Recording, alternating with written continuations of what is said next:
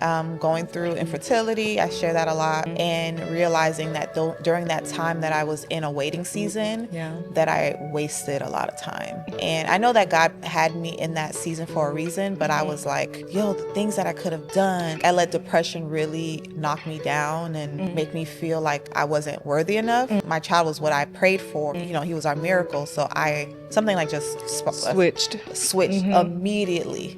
And I was like, it's go time.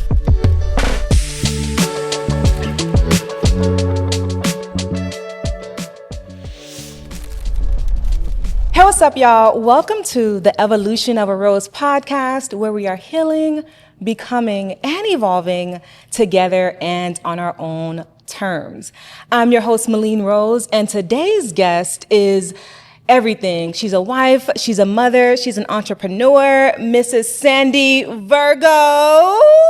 Thank you so much for having me. Listen, thank you so much for being here. It's such a pleasure to have you because I've been watching your growth via social media for the past few years now, where you became a fiance, then you got married, then you became a mother, and now you're in your content creation era. I am. Yeah. So what season would you say that you're currently in? Are you in your healing season, your becoming season, or evolving season? I definitely think it's a mix of all three, but I've been saying healing season, like healing my younger self, because in this season that I'm in, I just keep thinking about young Sandy. What would she say right now? Like, she would be so proud. But I do feel like I'm evolving. I do feel like I'm becoming. Every day is a new day. There's a new part of me that just opens up. But for sure, I'll say You're healing.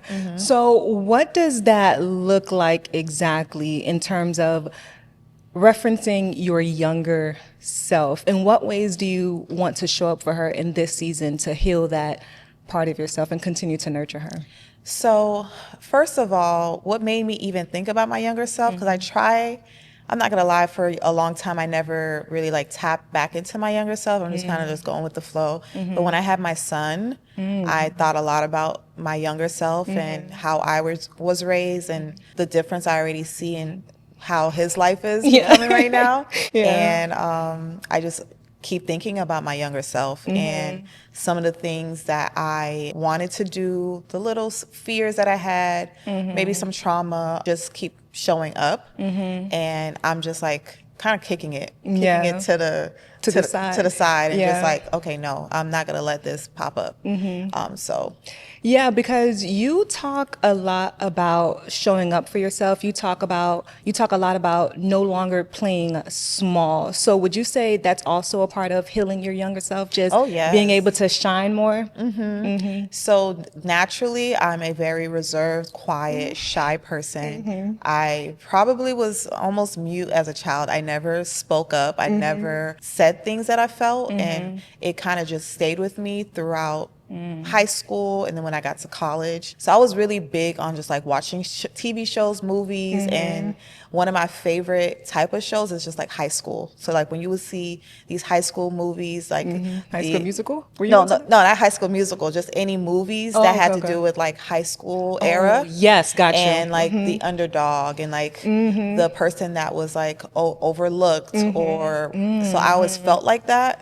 So I knew but whenever they would get to college, they would shine. That would be their So when I got to college, I literally put in my head, Sandy, girl, you cannot be this way. So I pretty much forced myself to do things that I was either fearful to do, joining organizations, making friends. So it was a complete 180. So I just kind of carried that same vibe until now in my mid-30s. I'm still tackling things. And was there a specific moment that you made that decision? Was there a specific incident that made you realize yo, I gotta stop doing this. I have to truly step into the woman that I desire to be. Was there a specific moment in your life where that happened? Yes, for the season I'm in right now, it was for sure having my child, going through infertility. I share that a lot, and realizing that during that time that I was in a waiting season, that I wasted a lot of time. And I know that God had me in that season for a reason, but I was like,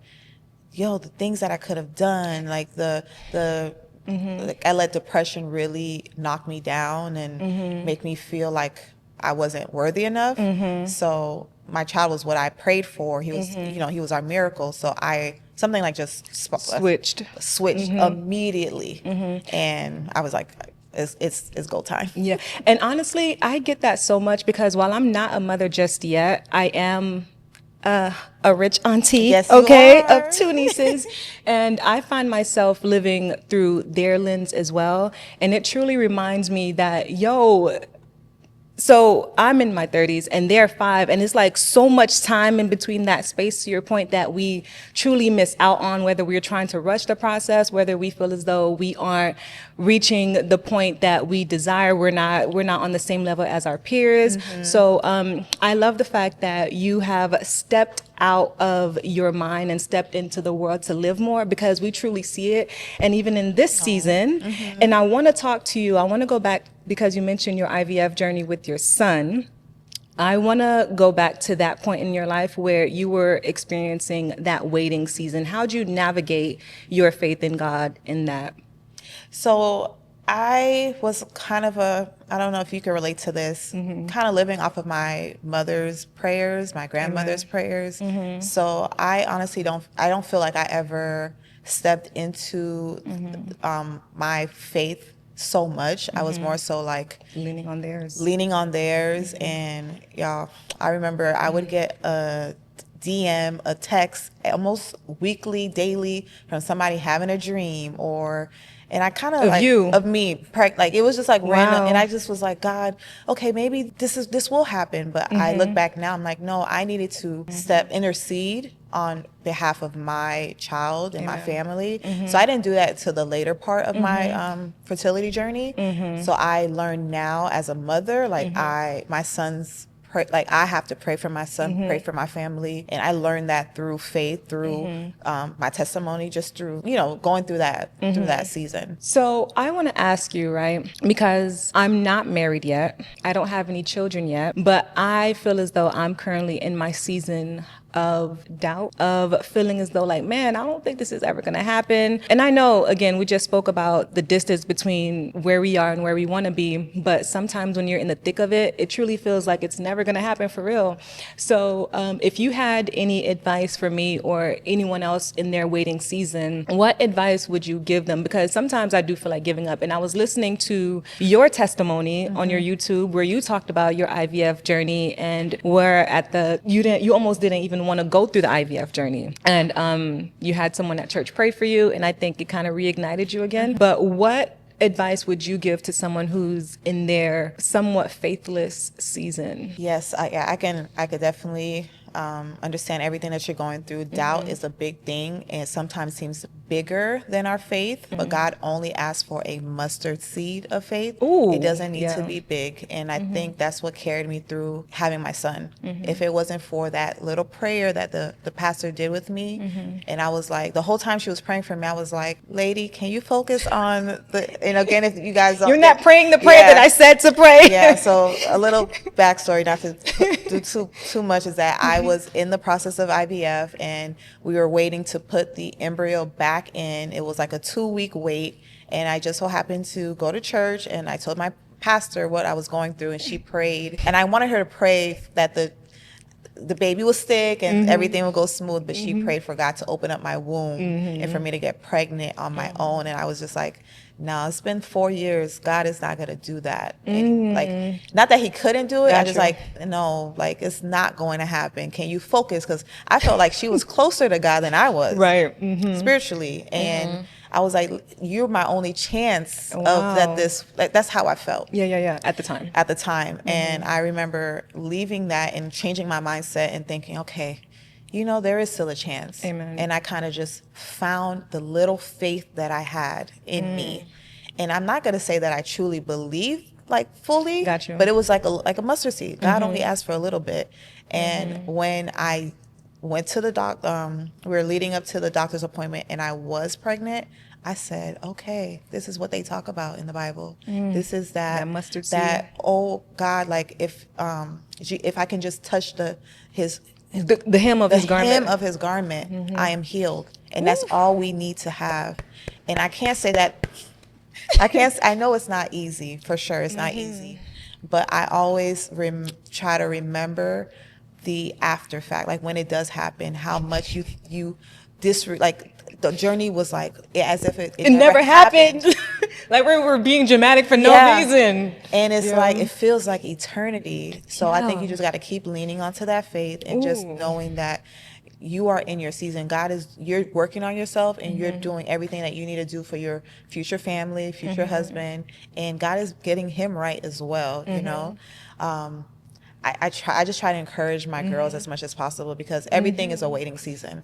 I remember when I was single, a girlfriend, engaged, wedding, then baby. I never enjoyed the waiting season Or the and process. The process, and you have to be content with where you are, and just try to give God the glory and everything. And again, it's normal. You're human to feel doubt, to be sad, to feel lonely, to feel like what's wrong with me. But don't stay in it too long. Don't give the enemy that satisfaction because it will happen in God's time, and it will happen. It's just going to be a testimony for the people that you will meet later on. So, oh, girl, I hope that helps.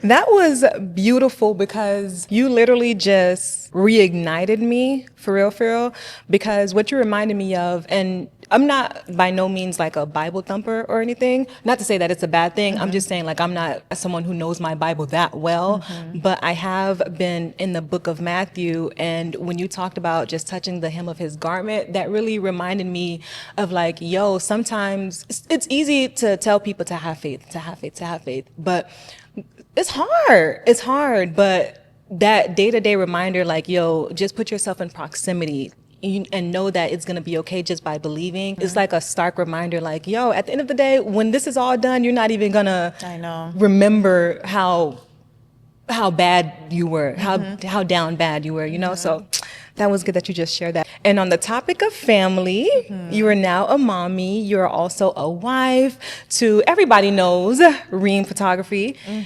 How or what is it like running a business with your husband? It is a lot of fun. I think God truly made us for each other because it's very easy, it's very seamless. Only when it's time for him to do like help me with my content, that's the only time we bump heads, I'm not gonna lie. But on the wedding side and working day by day, the operations is so easy. I've learned so much from my husband, and a lot of people don't know. Kareem is younger than me. He's 5 years younger than me. And I honestly, when I met him, I was like, oh, I'm going to teach this boy everything. But like, he's taught me so much. And one thing about my journey too, being like trying to own things, own my journey, own who I am, I've learned it from him because he's very confident, yeah.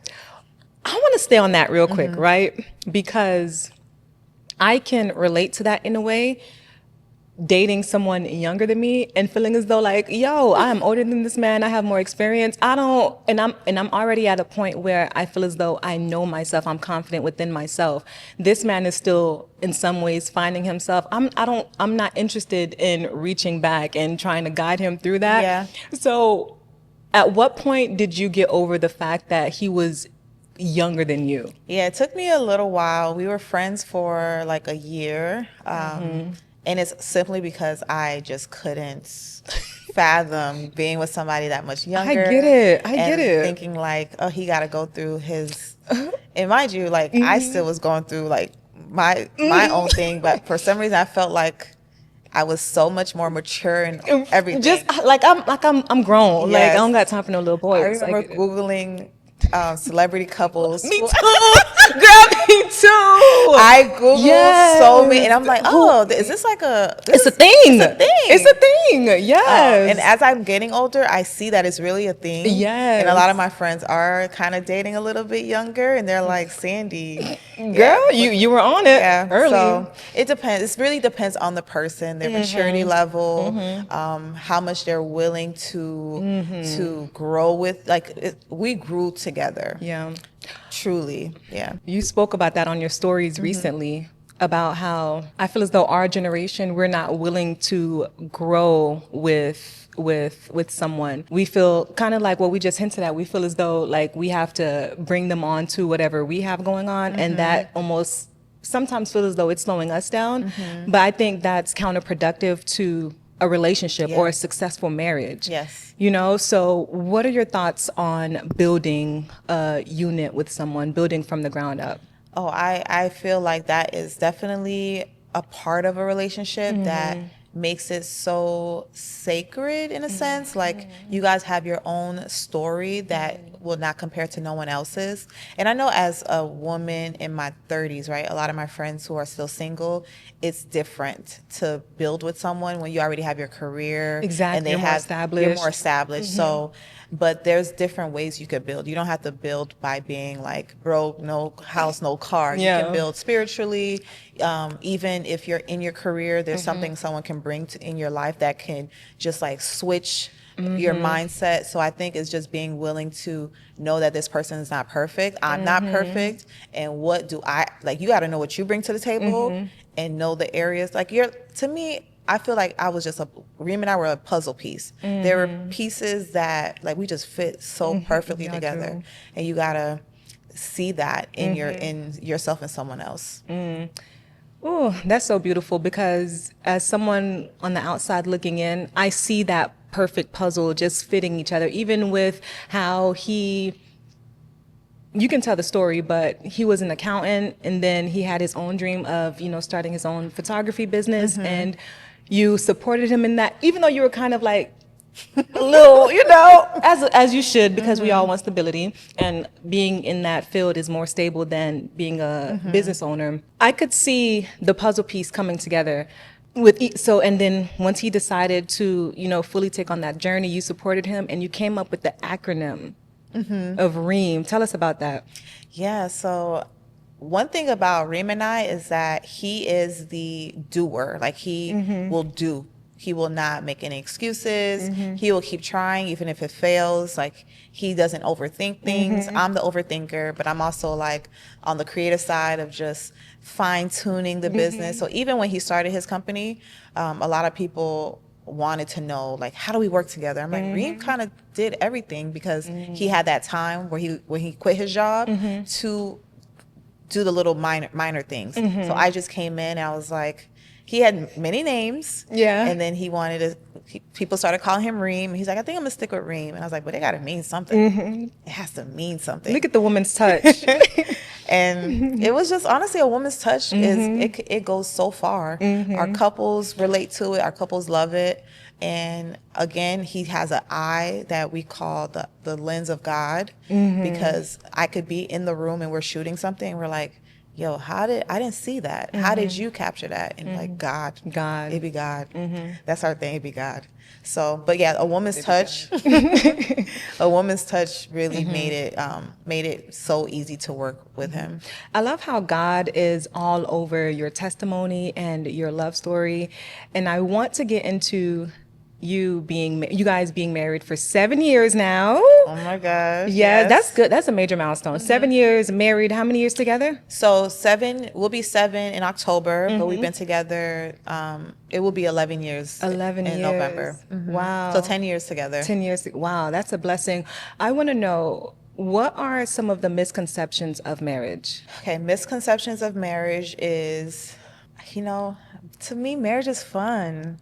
It is. I love that. I think picturing yourself as an adult, and of course money and finances, family, like you can get a lot of things put into your marriage that really don't have to do with anything actually with the marriage that can hinder the marriage. Yeah. And I think Kareem said, Kareem doesn't let anything get in the way of our marriage. Like it's totally separate. We focus on each other.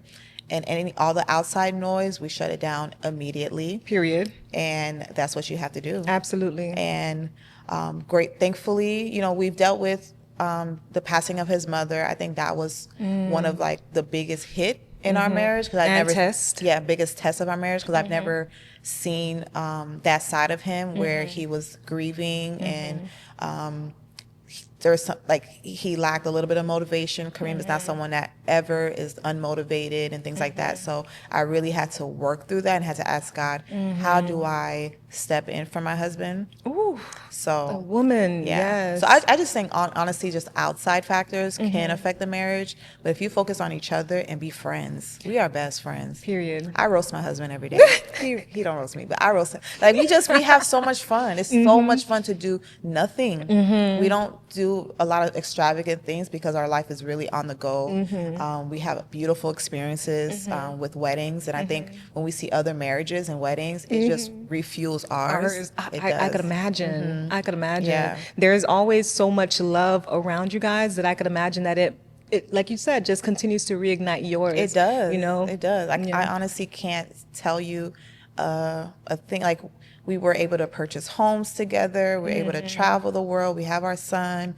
My mom lives with us. Like I said, there's a outside noise that could hinder, but we just ended, dead it immediately. And that's true partnership to me, not letting any outside noise or factors come in between what you guys have, because at the end of the day, you guys know what's going on. So that's good. Even financial issues, like if we ever made a bad financial decision, we just learn from it. We don't dwell in bad stuff because life is temporary. It's vanity. It goes away so fast. So we are really big on rebuilding. Like when we got married, our wedding was so expensive. We barely could afford it. And when we got through it, we were like, oh, we can make this on our own. And then what would we do with all that money instead of giving it to people? And then we did. And we just kind of like learned from that. But I know some couples, some people, they're not like that. I'm grateful for a husband who just kind of sees the future and like, we just keep looking forward. You don't want to dwell on bad things. Yeah. That's good. That's good. So, Sandy. Yes. We spoke about motherhood. We spoke about marriage. Now I want to talk to you about you, because now you're stepping into, owning yourself fully as a woman. So what are you most looking forward to in this era?